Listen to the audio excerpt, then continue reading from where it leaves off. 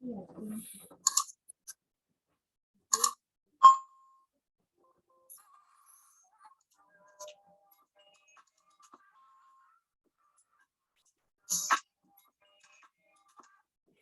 guys, welcome once more back to our channel. In today's lesson, we are looking at the correction of Math Statistics, June 2021, paper 3. Guys, please make sure you watch this paper to the end as we have a lot of hints which we are going to present to you. And as well, don't forget to subscribe as we begin this video, to share and to leave your comments. Most importantly, when you subscribe, don't forget to click on the notifications bell so that when you upload other corrections, be it mock or other past papers, you are instantaneously notified in your email. Stay tuned with us and let's roll.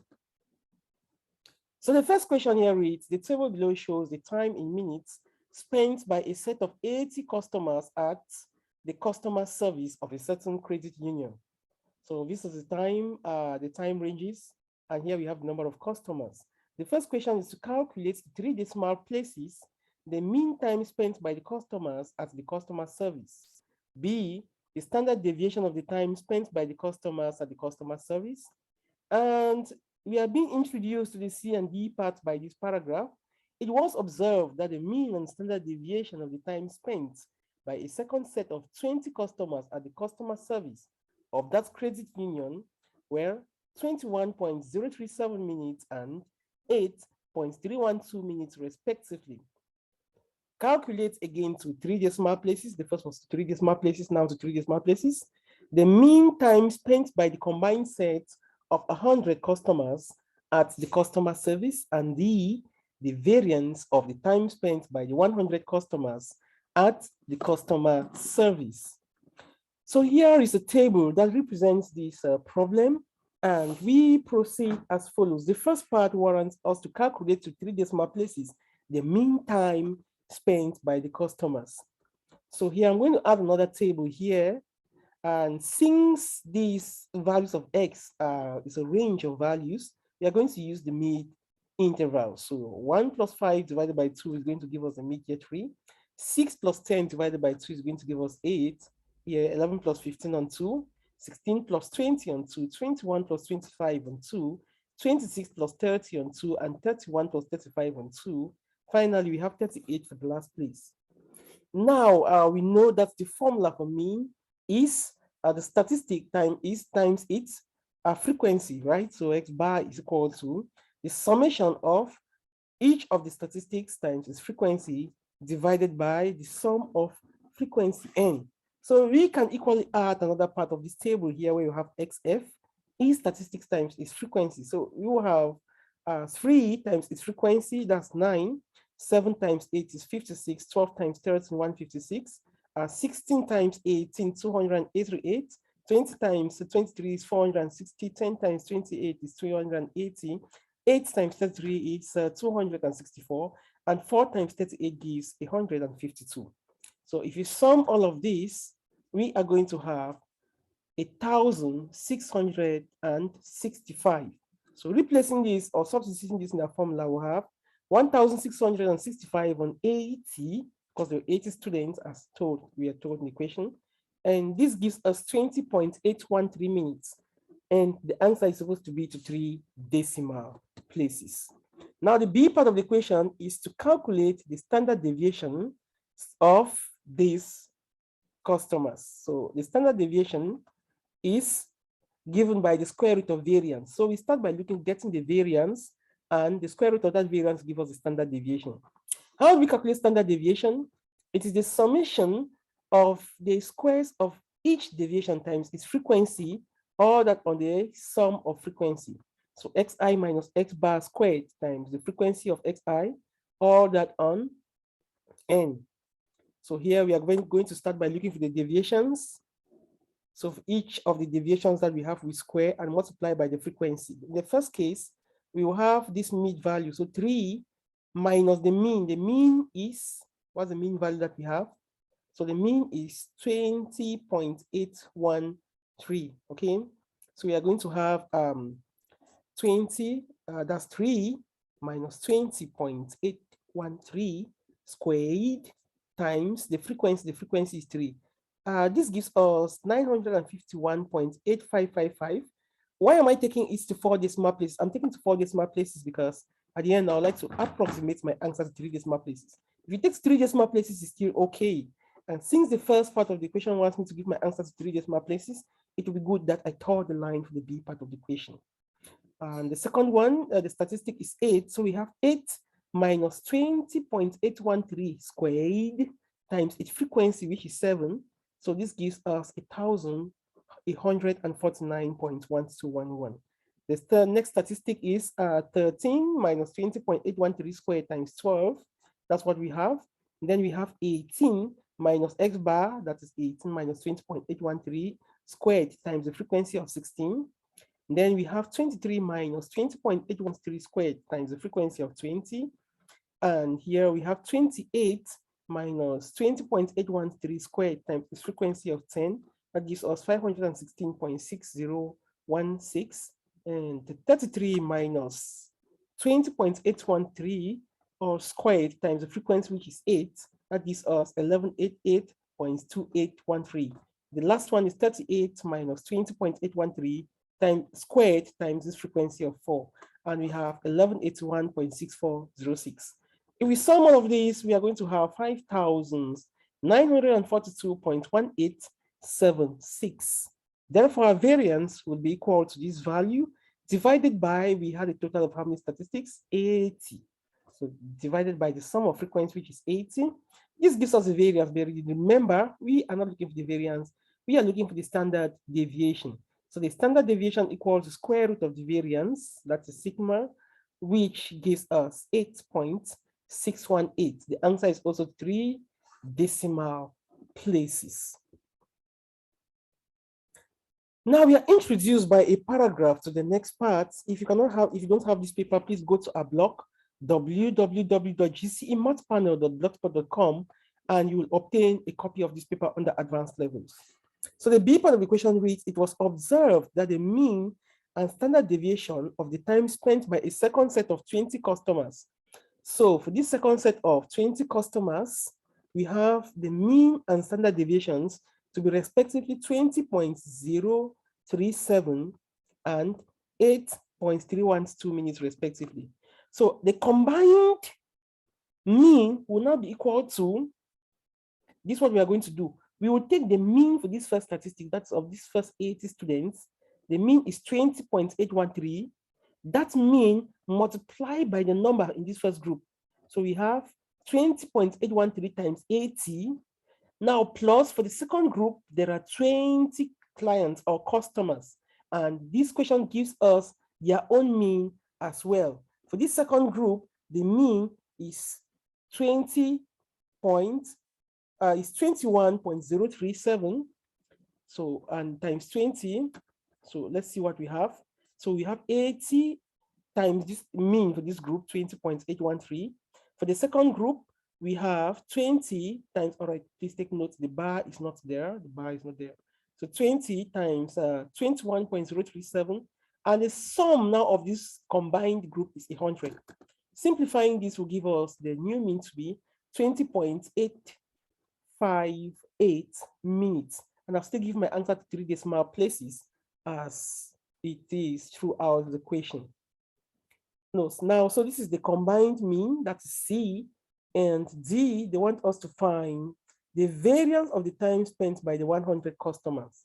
So here they want to give us, the combined variance. So the combined variance as well will be equal to the variance of group 1 times the frequency of group 1 plus the variance of group 2 times the frequency of group 2, all that on the sum of the frequencies.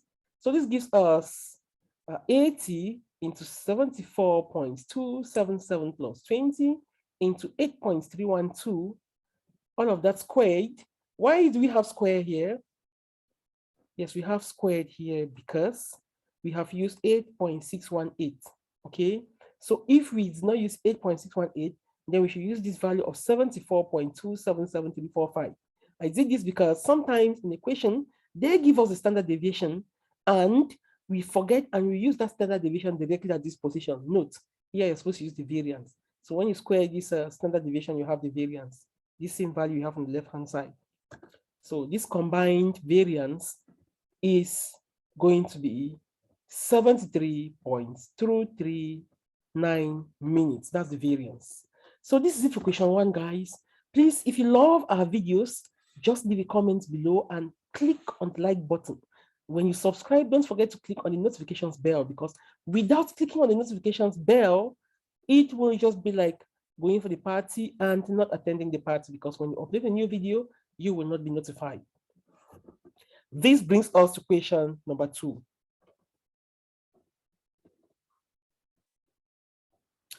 So guys, now welcome to question number 2. In this question, we have A and B are two events such that P of A equals a half and P of B complement is equal to 5 and 6.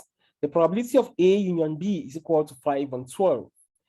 The first part of the equation, find the probability of A intersection B. Then the probability of A given B complement. Sub 2, a bag contains 3 red balls, 2 white balls, and a blue ball. 2 balls are drawn at random from the bag, one after the other, without replacement. C, draw a tree diagram to illustrate all the possible outcomes of the draws. Hence or otherwise, find the probability that a blue ball, and a white ball are drawn. E, the second ball drawn is red. So we start by looking at the probability of A intersection B. According to the third law of probabilities, the probability of A union B is equal to the probability of A plus probability of B minus the probability of A intersection B. So making the probability of A intersection B the subject of the formula, let's see what we are going to have. And equally recall that the probability of A given B complement is the probability of A intersection B, or that on probability of B complement. Let us dive into the equation. So the key is to answer more questions. So from the third law of probabilities, we have the probability of A intersection B to be equal to the probability of A plus the probability of B minus the probability of A union B. The probability of A given to us was a half.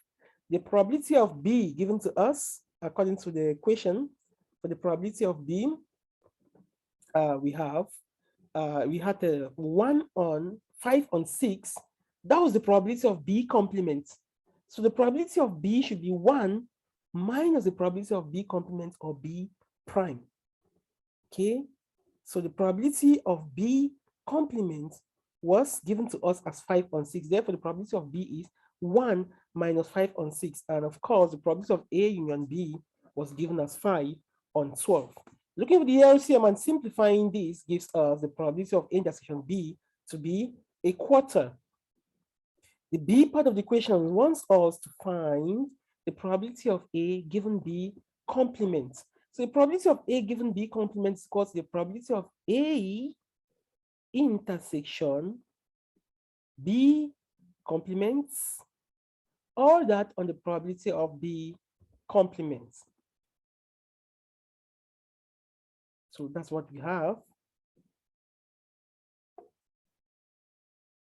So equally, we know that the probability of A intersection B complement is the same as the probability of A minus the probability of A intersection B. In one of my previous videos, I explained this. In one of the past years, I explained this very well. And equally, the probability of B complement has been given, so we can put it here directly. So note, the probability of A intersection B complement is equal to the probability of A itself minus the probability of A intersection B. So this will give us probability of A, which is a half, minus a quarter, all that on 5 on 6. So our result is equal to 3 on 10. That's the probability of A given B complement. Now, with the next part of the question, we are told that a bag contains a certain number of balls, of which 3 balls are red. So we have 3 red balls, and we have 2 balls which are white. We have 2 white balls out of 6, and 1 ball that is blue. So this is what we have in this bag. And they want us to draw, the first thing is to draw the tree diagram that illustrates the possible outcomes of this draw. We are equally being told that when a ball is drawn from the bag, it is not replaced. So the bag contains 3 balls which are red, 2 which are white, and 1 which is blue. So altogether there are 6 balls. So this is for the first draw. So for the first draw, if the first ball is red, then how many red balls will be left in the bag? 2 out of how many balls now altogether? Out of 5. So the sample space decreases when we work without replacement. So if the first ball is red, we will have how many red balls left? We will be left with 2 red balls out of 5. The number of white balls will remain untouched. So we'll still have 2 out of 5, but the sample space has reduced. And the number of blue balls will still be 1 on 5 balls. However, if the first ball was white, then how many balls will be left to the second draw? The number of balls left in the second draw will be 5, of which we will now have only 1 white ball. So in that case, we have not touched any red ball. We will still have 3 red balls out of 5. Then since this ball is white, so 1 white ball will be left to the second draw. So we have 1 on 5. And we have not touched any blue ball. So we'll still be having 1 blue ball on 5. Note that for this dichotomous, this trichotomous rather, the sum is always equal to 1 for all of these branches. Then if the first ball is blue, so we'll still have all the 3 red balls left. The second draw will still have 3 red balls which are left out of 5 in this case. The number of white balls will still be 2 out of 5, and there will be no blue ball for the second draw. So 0 on 5. So this is the tree diagram that illustrates this relationship. Now they say hence or otherwise. Hence means we can decide and use this tree diagram to continue the remaining part of the solution. That is for D and E, or we may use a different method. So that's hence or otherwise. But if they just say hence, it means you must continue this solution. With this particular example, we are continuing with this solution. So the probability that a blue ball and a white ball are drawn, that is D. So to find the probability that a blue ball and a white ball, remember they have not given the order here if the first ball is white and the second is blue or whatever. They've just said a blue ball and a white ball. So the first ball can be blue and the second is white, or the first is white and the second is blue. That's what we have in mind. So for D, probability of blue and white ball means the first can be white, the second is blue, or the first is blue and the second is white. And remember that for us to have probabilities along these branches, it is multiplication and means multiplication. So the first is white and the second is blue. This is it, and. So first is white is 2 on 6. This is it, white, 2 on 6, and the second is blue times 1 on 5. So this is 2 on 6 and 1 on 5. Or is addition. Or the first is blue. The first is blue, we have 1 on 6, and the second is white times 2 on 5. So when we simplify this, we are going to have 2 on 15. The E part of the equation says the second ball is red. So they're only interested here in the second ball being red. So if the second ball will be red, the first can be red and the second is red, or the first is white and the second is red, or the first is blue and the second is red. So these are the different possibilities. So they only talk about the second ball here. So the probability that the first is red and the second is red is 3 on 6 times 2 on 5 plus white red, 2 on 6 times 3 on 5, plus blue red 1 on 6 times 3 on 5. So simplifying this gives us a half.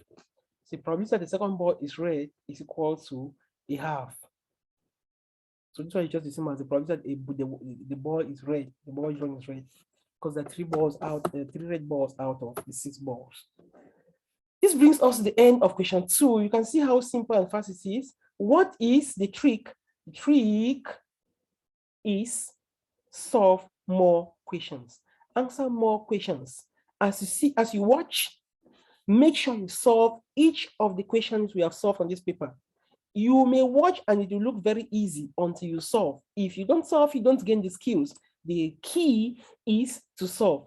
During the GCE, we are not interested in how much you know about probabilities. We're interested in how much you can write down on what you know. So this brings us to question 3. Welcome, guys, to question 3. If you have not subscribed to this channel, it is very, very important to subscribe now and click on the notifications bell so that whenever we upload a new video, you are immediately notified. Please, guys, like our videos, share our videos to all your Facebook and WhatsApp groups. That is the only way you are going to motivate us to make more videos for you out there. Please, if you have not shared any of our videos, today you should start sharing them. Share to all different groups in which you find yourself. There is a share button below this video. You are going to see it. It looks like an arrow. Click on it and you can share on all the WhatsApp groups in your phone and the different Facebook pages you have.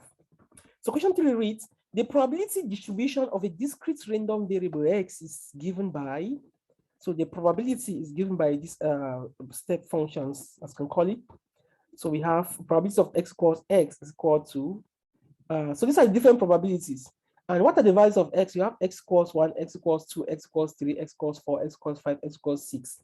But since the values are discrete, so you start x takes a whole number of values.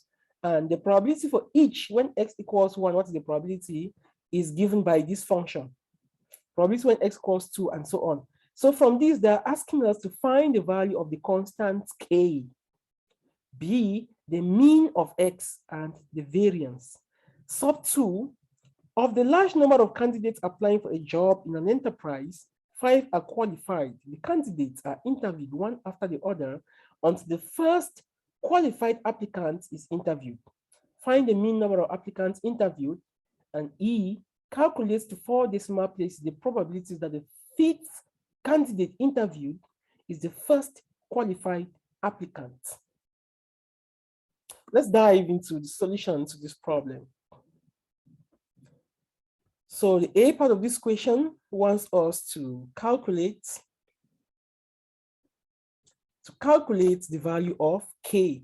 And we know that for this discrete random variable, the sum of all of those probabilities should be equal to 1. Let's look at it again. The sum of all of those probabilities should be equal to 1. So if I look for the probability of when x equals 1, all of this, sum of all of these probabilities should give us 1. So we have k into 1 plus 1 when x equals 1, plus k into 2 plus 1, plus k into 3 plus 1, plus k into 4 minus 3, and so on. The sum of all of that should give us a value which is equal to 1. So for the first case, we are going to have k into 1 plus 1, which is 2k, plus k into 2 plus 1, which is 3k, plus k into 3 plus 1, which is 4k, plus, now from x equals 4, we are using the second part of the function. We're going to have k into 4 minus 1, which is k, plus k into 5 minus 3, which is 2k, plus k into 6 minus 3, which is 3k. So the sum of all of this should be equal to 1. So from here, we have 15k is to be equal to 1. And of course, k equals 1 on 15. B, to find the mean. To find the mean, I would like to make this to be this small table because students always get confused when we come to the mean and the standard deviation here. They always forget to substitute these values of k and the values of x in that function to find the probability. That's why I'm laying emphasis and I'm using this table. Okay, so here the probability when x equals 1, when x is equal to 1, we will have k into x plus 1. K into x plus 1. The x is 1, so 1 plus 1 is 2. 2 times k is 2 on 15. Okay, so that'll give us 2 on 15. And when x is 2, 2 plus 1 is 3. So 3 times k is 3 on 15. When x is 3, we have 3 plus 1, 4 times k. So 4 times 1 on 15 is 4 on 15. Now when x is equal to 4, we're using the other function. When x equals 4, we have 4 minus 3, which is 1. 1 times k is 1 on 15. Plus when x is equal to 5, 5 minus 3 is 2. 2 times 1 on 15 is 2 on 15. And of course, with this one, you have 3 on 15. So these are the probabilities which we are going to use. Now for the mean, we know that the mean is given by, for this type of probability distributions which are discrete, the mean is given by, that's x bar or mu, is given by xi times the probability of xi. So each score times is probability. So we have 1 times 2 on 15. This gives us 2 on 15. 2 times 3 on 15 is 6 on 15. 3 times 4 on 15 is 12 on 15. 4 times 1 on 15 is 4 on 15. 5 times 2 on 15 is 10 on 15. 3 times 6 on 15 is 18 on 15. So what is the sum of all of this? So the sum of this will give us, for x bar, we will have 2 on 15 plus all of that. When we sum all of that, we're going to have 52 on 15, which can be written as 3.46. Sum all of this will have 52 on 15, can be written as 3.46. I like to use the table because it summarizes the work with this. And the next part of the question is to calculate, that is C, to calculate the variance.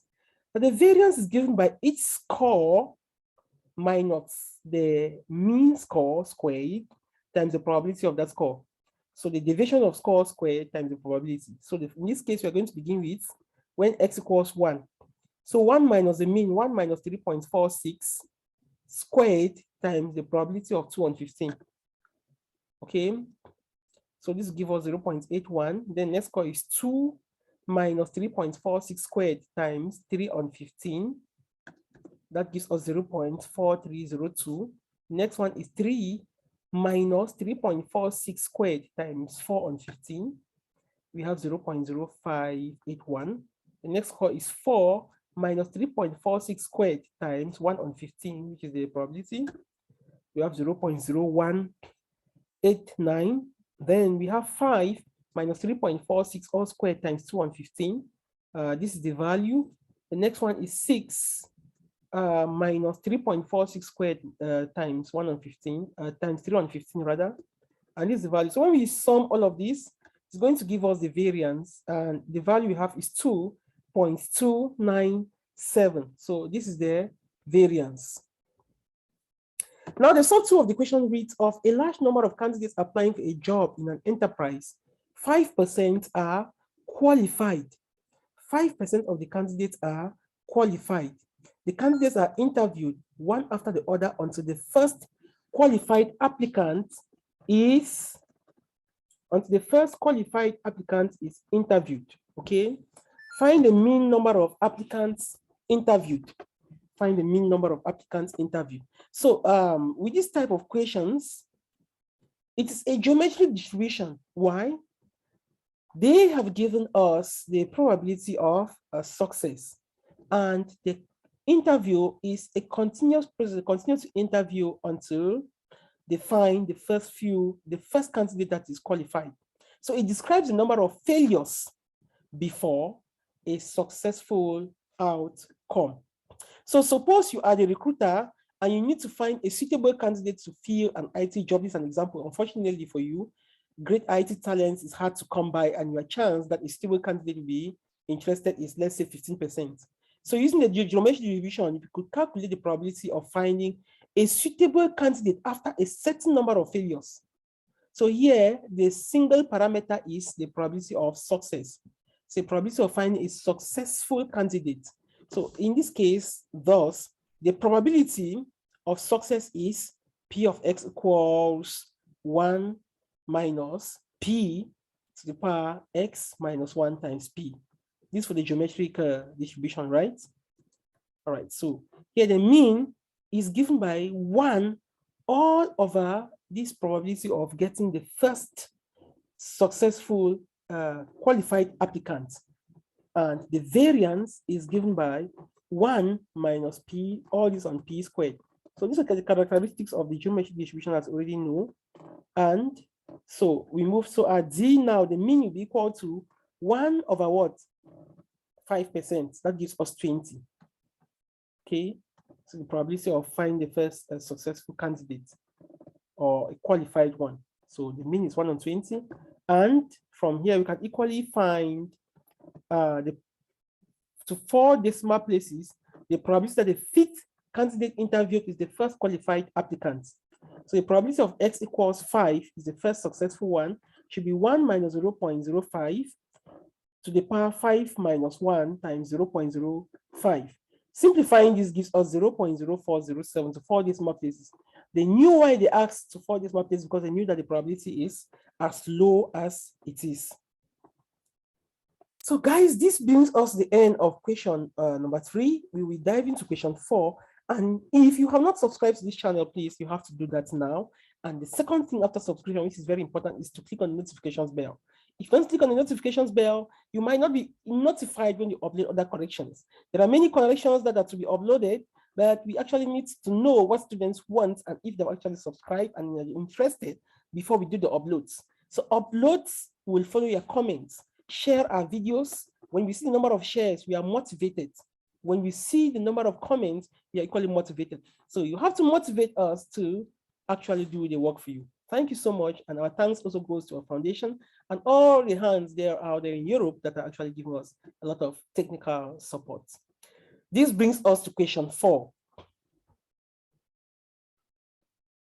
In a certain city, 1 car in 4 fails an inspection test.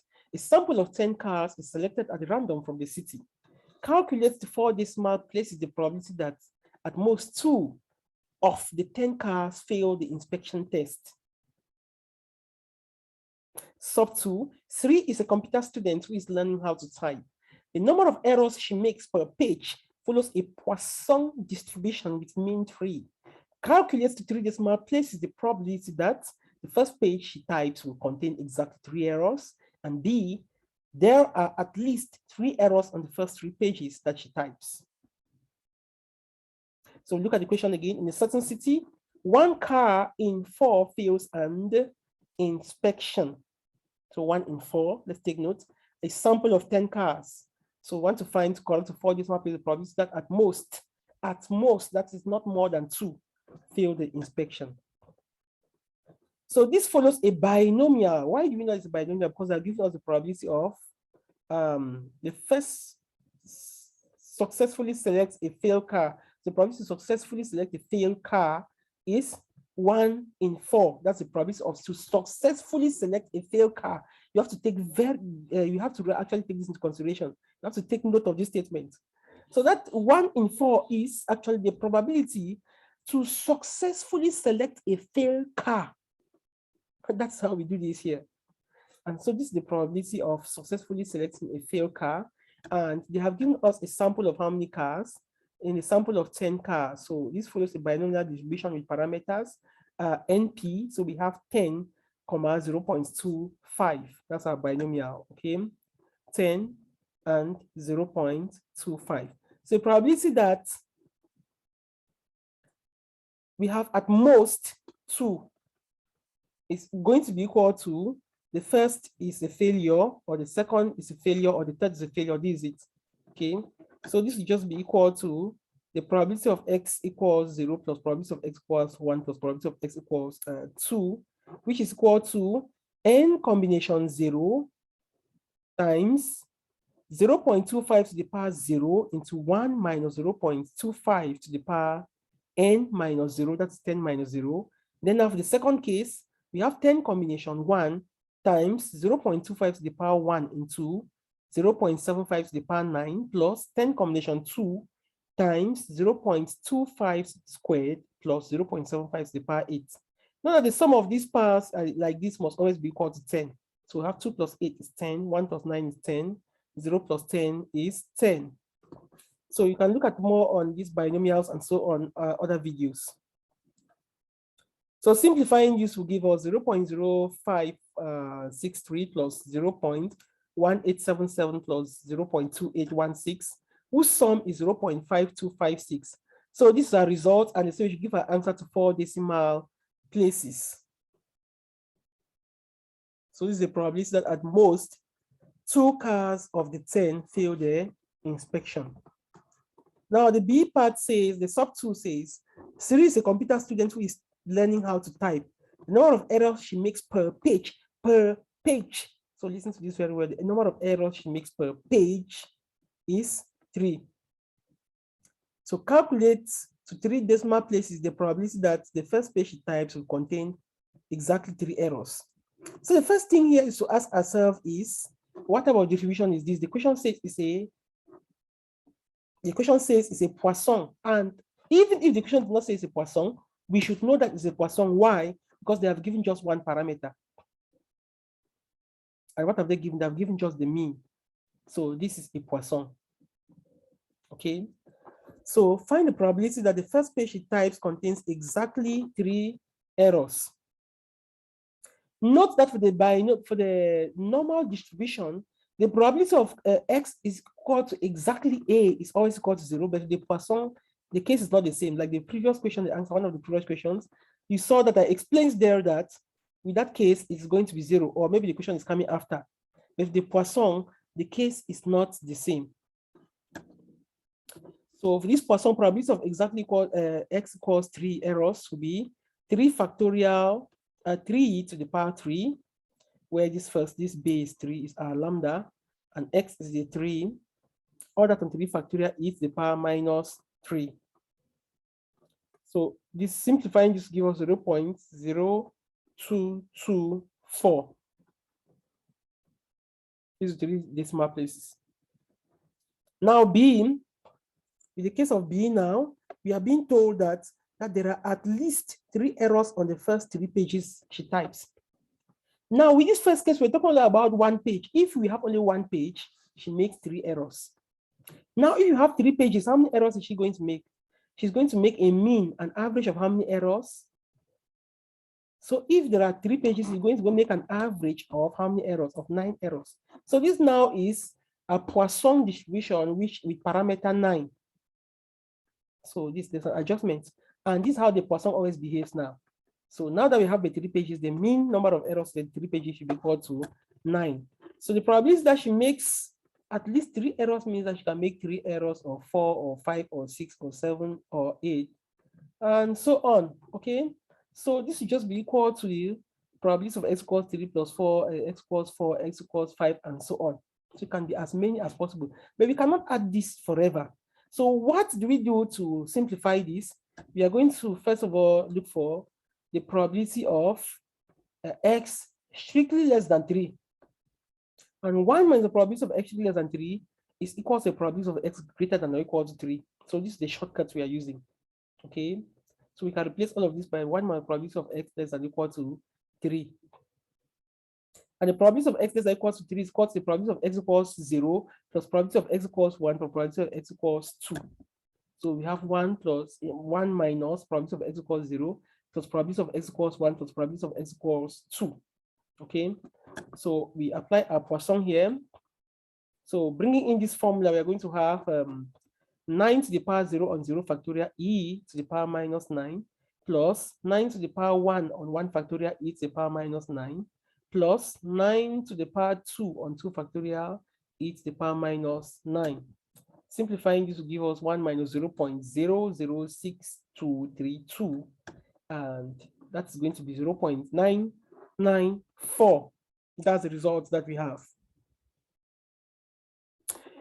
This brings us to question 5. Guys, please, if you have not subscribed to our channel, make sure to click on the notifications bell, watch this video to the end, leave your comments, and share our videos to all the different groups in which you find yourselves studying. Thank you. The probability density function f of a random variable x is given by, so this is the probability density function is given by this. So a 12th into a 2x plus 1 for x ranging from 0 to 3 and zeros elsewhere. Calculate the mean of x, the variance of x, and the upper quartile of x, giving your answers in 3 decimal places. So let's calculate the mean. How do you calculate the mean of this probability density function? How do we get the mean? So the expectation or the mean is given by the integral from negative infinity to positive infinity of x times f of x dx. But here that's given us the limits to work from 0 to 3. So it is defined only from 0 to 3. We'll have the integral from 0 to 3, 1 over 12 into 2x plus 1 now times x. So that gives us 1 over 12x into 2x plus 1 dx. We can factor out this 1 over 12, which is a constant, and we'll have 1 over 12 into the integral from 0 to 3 of 2x squared plus x dx. So this integrating this will give us 2x cubed on 3 plus x squared on 2. And the integral, the limits of integration is from 0 to 3. Putting in these limits of integration, we'll have 18 plus 9 on 2 plus, that's minus 0 plus 0. So upper limit minus lower limit. And this will give us 1.875. So this is the mean or the expectation. So we have given an answer to 3 decimal places as the required. Now the variance. So the variance var x or sigma squared is given by the integral from negative infinity to positive infinity of x minus mu squared of f of x dx. So this is going to be equal to 1/12 x minus mu, all of this squared, into f of x dx. Our f of x is 1/12 into 2x plus 1. So I'm going to expand this and simplify. Expanding this and simplifying will give me 1/12 into x minus 15 on 8 squared into 2x plus 1 dx. All right, I think I've written now the same thing again. So this point will give us 1/12 into 2x cubed minus 13x squared on 2 plus 105x on 32 plus 225 on 64 dx. So integrating this will give us 1/12 into x to the power 4 on 2 minus 13x cubed on 6 plus 105x squared on 64 plus 225x on 64. The limit of integration is from 0 to 3. So when you put in these limits and simplify, we're going to have 1/12 into 117 on 16. So the answer is equal to 39 on 64. So this is our variance. So this is the variance. You can write the answer now to the number of decimal places by dividing. And lastly, they want us to calculate the upper quartile. So to find the upper quartile, we know that the formula for median, the median is given by the integral from negative infinity to the median is equal of f of x dx is equal to a half. That's going to be give us a half of the curve. Now, the upper quartile is the 75th percentile. This a half is the 50th percentile. So 75th percentile should be the negative infinity to the 75th percentile. That is the upper quartile of f of x dx should be equal to 3/4.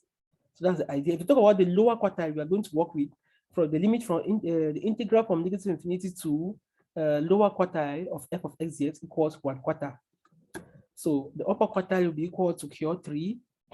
So integral from 0 to Q3 of f of x dx should be equal to 3/4. So when we integrate this f of x dx, so the integral of 2x plus 1 dx should be equal to 3/4. This gives us 12 into x squared plus x. And then the integral, the integral boundaries should be from 0 to 3 to Q3. So when we open this out and simplify, we will have Q squared plus Q minus 9 equals 0. This is a quadratic. So the discriminant is b squared minus 4ac, which is 37. And from here, our Q3 will be equal to 2.541 to 3 decimal places. So these are upper quartile. You cannot calculate your answer for this, and your answer goes above 3. Why? Because this probability density function is defined from 0 to 3. So all the values that you have for mean, median, upper quartile, lower quartile, whatever, should be in that range. Yeah, should lie from 0 to 3. Anything outside that should mean that you have made an error somewhere. All right, this brings us to question number 6. Guys, don't forget to subscribe to our channel and to share our videos. When you subscribe on the notifications, there is still enough in stock for you. Leave your comments below on the papers you like us to upload and the corrections you like us to do. We are here at that service. And in return, what you have to do to motivate us is to share our videos, especially to your Facebook platforms, to all your study WhatsApp groups. You're helping other students actually focus on their exams, and at the same time, you're motivating us to carry out these videos. We enjoy doing this, but you should also motivate us for us to know that we have fans out there who are enjoying our work. Question 6, the wages of workers at the construction site are normally distributed with mean mu and variance sigma squared. A random sample of 36 workers is selected and their ages x summarized as follows. So the summation of x equals 630 and the summation of x squared equals 11,109. So using this sample, find the unbiased estimate of the mean mu and variance. B, the 97% confidence interval for the mean. It is known that the mean age of all the workers at the construction site is 18 years. Test at the 5% level of significance so that the mean age of the workers has changed. So this question equally involves hypothesis testing. Let's start with the first main part of it, which is the age of this number of workers is normally distributed. The first thing is normally distributed, and we have a random sample of 36. So this is sample is selected and summarized as follows: summation of x is equals that, summation of x squared equals that. So the sample mean, on the other hand, is the sample mean is an unbiased estimator of the population mean mu. The sample variance is an unbiased estimator of the population variance. So here we have x bar to be equal to 1 over n. This for the sample, right? Summation from 1 equal to n of xi. So this gives us 630 on 36. So the estimated mean is 17.5. While for the sample, for the variance will be 1 over n minus 1. This is for the sample, right? 1 over n minus 1 summation x minus x bar squared. So we put in our values. This will give us 1 over n minus 1 summation x squared minus n x bar squared. So this is another formula. Either you use this first formula if you have the data, depending on how you have the data, or you use the second one. So you're going to use the second case because you have given the summation of x squared, and we have also look for x bar. So this got to 1 over 36 minus 1 into 11,109 minus 36 into 17.5 squared. So this gives us 84 on 35, which is equal to 2.4, which is equal to 2.4. Now B, we have to find the 97 confidence interval for the mean. To find the 97% confidence interval for the mean, so the 97% confidence interval for the mean would be if mu plus the z statistics times sigma on root n. Now, why am I using the z statistic? Because now when you get to this point, this is the question you have to ask yourself to choose. Should I use the z statistic or the t statistic? So this is how we answer the question. What is the sample size? The sample size is 36, right? So when the sample size of 36, not 36 is more than greater than 30.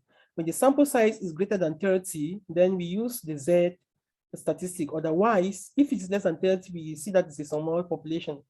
Okay, so we are going to use the 2t statistic. So in this case, we use the z statistic, and the z score for the 97% confidence is 2.17. So putting this and simplifying our equation, these are the summary. So the z score. So the 97, you have this in your formula booklets. So you have this formula, you check from your formula booklets and you see this inside. Since you have to use your formula booklets in the exam, you read the value from there, you apply it. So you have 17.5 plus or minus 0.868, okay? So you can further simplify this. I'm just ending at this level. So you have 17.5, you add this, that's the lower limit, and then that's 17.5 minus this, that's the lower limit. Of the upper limit, we have 17.5 plus this value. So see, let us test at the 5% level of significance whether the mean age of the workers has changed. So we have to test if the mean age of the workers has changed. From our calculation here, we saw that the mean age for this sample is 17.5, right? But now we are being told that it is known that the mean of all the workers that is 18 years, according to the question. So the mean of all the workers is 18 years. That is actually what they found out. So the population mean is 18. Now the sample mean you calculated here is 17.5. We want us to check if the mean has changed. So our hypothesis, null hypothesis will be the mean age is 18. Then the alternative is the mean age is not up to 18, right? Yeah, because you're going to use this z. If you use it not equal to 18, then we might have to use something else to test, not this z, since you're working with z. Okay, probably if it was a t statistic, I'll take a mu is not equal to 18 for the alternative hypothesis h1 or ha. So here we have n equals 36 and error alpha is 0.05 for the significance. So as Z, we have to look for a Z score, X bar minus mu on sigma root n. So what will this give us? So we have 17.5 minus 18 on 2.4 root 36. What does this give us? Minus 1.25. So the probability of Z less than 1.25 is equal to 0.106. Now, this value that we have, is it greater than 0.05? Because we are testing at the 0.05 level. So this value is greater than 0.05. So whenever the value is greater than 0.05, it means that there is an insignificant difference. Okay, so it means that we are going to reject the alternative and accept the null. So there is an insignificant difference. So we accept H0. It's an insignificant difference. So the mean has not changed. The mean is 18. Okay, guys, this brings us to the last question, maybe the second to the last, question 7. And question 7, we have the height of students in an institution are normally distributed with mean 156 centimeters and standard deviation 5 centimeters. Find the probability that a student selected at random has a far height between 154 and 163 centimeters. Sub 2, a packet contains a large number of seeds, 40% of which are advertised to give red flowers. 500 plants are produced out of the seeds from the packet. Find the mean and the variance of the number of plants having red flowers among the 500 produced. Using the normal distribution as an approximation to the binomial distribution, find the probability that of the 500 plants produced, more than 190 are red flowers, and exactly 220 have red flowers. So we're going to start the first part of the question, in which we have the height of students and institution is normally distributed, normally with mean 156 and standard deviation 5. To find the probability that a student selected at random has a height between 154 and 163 centimeters. So since a normal distribution, we have been given mu to be 156 and sigma to be 5, and it's normally distributed. So the probability of a student's height lying between 154 and 163 should be equal to, so we have to convert this to the Z score, right? Because the normal distribution. So to convert to the Z score, we are going to have 154 minus the mean on the standard deviation should be less than Z, less than 163 now minus 156 on 5. So we are converting this to the standard Z scores. So this will be the probability of Z greater than minus 0.4 and less than 1.4. And with this probability, since the Z score is the probability, the area under the curve, so this area will be equal to the area when Z equals 1.4 minus the area when Z equals negative 0.4.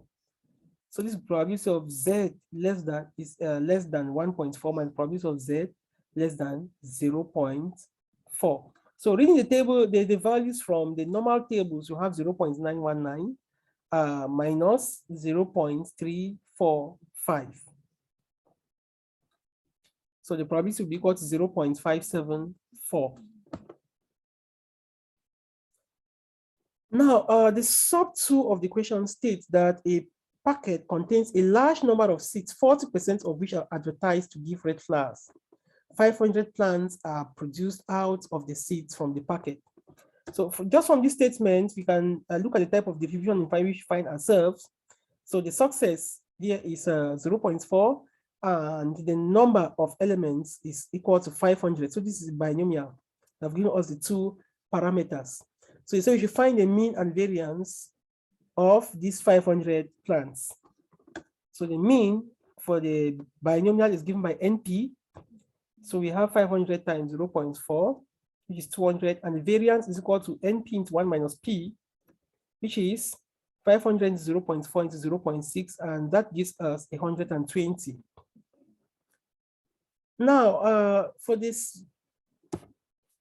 B part of sub 2, using the normal distribution as an approximation of the binomial. So we are going to use this, we are going to use the normal distribution and approximate this binomial and find the probability. So let's start by approximating. So we start by looking at this statement. So let X be a random variable based on n trials. So n trials where P is the probability of success, such that we have mu is equal to NP. Right, this is for the binomial, and we have sigma is equal to the square root of NP into 1 minus NP, which is the standard deviation. Okay, now we are going to check if this mu is greater than a certain value. So since our mu, which is equal to NP, is greater than 10, so whenever our mean is greater than 10, and the probability of an n into 1 minus p is also greater than 10, sometimes talk about greater than 5, but standard is greater than 10, then it means that this case, X has approximately a normal distribution. So X is approximately normally distributed. So it is normally distributed with parameters, which we are going to see. Parameters, this normal distribution, what do we have? All right, so we have a mu, which is equal to, with mean, equal to 200. And we have standard deviation squared, which is 120. This is the variance. So now from here, they want us to find the probability that more than 190 will have red flags. So probability of X greater than 90.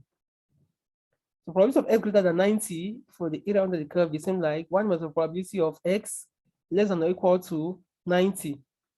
So we convert this to the z-score. So we have 190 minus 200 on standard deviation. So that will give us a probability of 1 minus z less than less than minus 0.91. This will be, when you read this value, you have 0.181. So 1 minus 0.181 is equal to 0.819. So this is the probability of that. And the second part says that exactly 200 will have red flags. And this is the statement, exactly 200. The normal distribution, okay, I mentioned this before, I think 3 questions earlier. The normal distribution is a continuous distribution. And the probability is represented by the area under a curve. So it is a continuous distribution and not a discrete distribution. Okay, so in this, with this particular probability, X is not actually some sort of a discrete distribution, it's continuous. So thus the probability of X to be exactly equal to a given number, say X equals A, is always equal to 0. Because you consider it's either less than A or greater than A, so it's equal to 0. Except otherwise, the equation focuses on something else. Normally, the answer here should be equal to 0. So except otherwise, the equation is referring to something else. And if it's referring to something else, then we'll be talking about the probability of X less than or equal to 220, which will be equal to, convert this to the z-score, and that will give us 0.966. So to convert to the z-score, you just have 220 minus the mean. What's our mean here? 200, all that on root 120. We are going to have your z-score, P of z less than 1.83, and they read your value now from your normal tables. Guys, so please don't forget to subscribe and to leave your comments to these videos. And we are moving now to the last question. It's very important. You can equally join us on the WhatsApp groups for GCE preparation. Visit us at our blog at www.gcemathpanel.blogspot.com or gcemathpanel.com, where you can get past papers for other subjects and some of our corrections are there in PDF. Equally, we are actually moving to a new site which is called the gcepreps.com or gcepreps.blogspot.com, where students can prepare for the GCE with notes, past corrections, lessons, quizzes, and a lot more. Please visit all of these blogs and you will find out that you have a lot in stock for you for free. If you're in need of an online tutor, you can contact us directly from blog. So last question, it is believed that there is a relationship between the ages and the monthly income of employees of a firm. The table below shows the ages X in years and the monthly income Y in tens of thousands of FCFE of 8 employees of the firm. So these are their ages and these are their monthly incomes in tens of thousands. So calculate dividends matrix the product moment correlation coefficients of age and income, the equation of the least squares regression line of monthly income on age, and the minimum sum of squares of residual, so the regression line on H. So we start the product moment correlation coefficient. So let us note that, so this is a table I've written out back this way. And these are the ages. We have the sum of these ages. From here, our X bar will be 254 and H is 31.75. Then we have a Y bar is equal to 202 on 8. But note this answer should be 10 to the power 4 because these values are in tens of thousands. These way students may end up making a mistake too. Then we had another column now for X minus X bar squared because we need that in the formula. So X minus X bar, we take each score here, each of these X 32 minus 31.75 and we square it. Since the frequency is 1, so it's just that square and so on for all of them. So when we sum at the end, we have 55.5. Then you do the same too for Y, but note that for Y, when you square this 10,000 is as 10 to the power 4. 10 to the power 4 squared is 10 to the power 8. Okay, so we're going to have 27 minus 25.25 squared. The next one is 18 minus 25.25 squared. The next one is 28 minus 2.5 squared, and so on. You square all of them. When you add, you're going to have 135.5 at the end. Then we can now move to X minus X bar into Y minus Y bar. So this now, in this case, since Y bar is 10 to the power 4, this value will be times 10 to the power 4. So when we do all of these computations, X minus X bar into Y minus Y bar of the first value, you have 32 minus 31.75 into 27 minus 25.25, all of that times 10 to the power 4 is 10 to the power 4 here. The next case, you have 29 minus 31.75 into 18 minus 25.25. The next one, right down to 30 minus 31.75 into 27 minus 25.25. When we sum all of this, we are going to have 74.5. We can now apply this in our formula. Before applying it, we have the following variances. The variance of X, that is SX. The variance of X, SSX, is 55.5. The variance of Y is SSY, which is 135.5. That's the variance. Then the formula is given for SXY. That's the variance. This variance X times variance of Y. The deviation of X times deviation of Y. The summation of all of that will give us 74.5 times 10 to the power 4. Applying this in the formula, you have a product moment correlation coefficient. The Poisson correlation coefficient is SXY on the root of SXX times SSY. So we just fit in these values. When you do that in the tabular form like this, it is very, very neat and you easily avoid errors, which you can now easily put in your formula like this, and you start the work is easy also, unlike writing thousands of pages. So the value of R gives us 0.8591 to 4 decimal places. The B part of the equation wants us to find the equation of the least squares regression line of monthly income on H. So they want us to find Y on X. So that equation of the line is given by Y equals A plus BX. And we start by looking for B. B is equal to the product moment correlation coefficient times the standard deviation of Y. Okay? So that is the square root of this one. Because this is the variance, square root of this gives us the root of SY on the standard deviation of X, the root of SSX. So from there, B will be equal to 13,423.53. And we can now look for A. A is equal to the mean of Y minus B times the mean of X. So the mean of Y here, we have the mean of Y to be 25.25 times 10 to the power 4. So that gives us 252,500 minus B times X. What's the value of B here? B is 13,423.53 times the mean of X is 31.75. So a value of A will be equal to minus 173,697.21. And therefore our equation becomes 173,697.21 plus 100 and plus 13,423.53 x. And therefore, the equation of the regression, RSS, the residual sum, also known as the minimum residual sum of squares, can be given by these calculations. Thank you guys so much, and don't forget to subscribe to our channel.